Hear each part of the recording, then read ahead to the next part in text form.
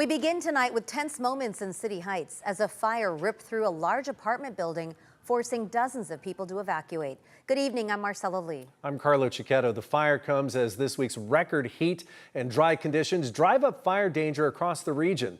This prompted a fast response from firefighters when flames broke out this afternoon near Euclid and Home Avenues. And that is where News 8's Richard Allen joins us live from with what we know right now. Richard? And Carlo and Marcella, for hours, dozens of residents here at the Home Avenue apartments here in City Heights were not able to get back into their apartments after that two-alarm fire broke out in a second-story unit here. And while most residents have now been allowed to return, about a dozen residents are now displaced, their homes unsafe to live in. I go outside and I see just a bunch of smoke like on top of the apartment and everything. It's like all full of smoke. 19-year-old Luis Ibarra has called the Home Avenue apartments his home his entire life. Today, he was forced to evacuate it as a fire broke out a few units away from his. The first thing that went to my mind was taking out my dogs first. So I went into the house. I didn't even put my shoes on or nothing. I just grabbed my both dogs.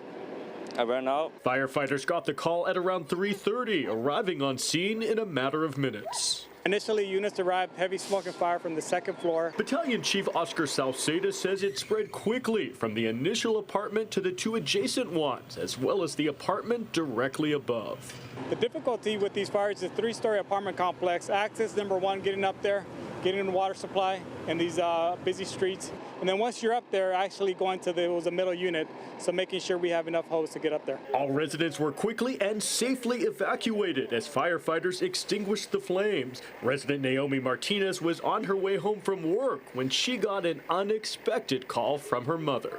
My mom just called me and told me, girl, something happened here, something just did boom, and we're just now out of the apartment. While residents who live in the rear of the complex were allowed to re-enter, those in the front had to remain evacuated for hours after, as the investigation into what caused this blaze gets underway.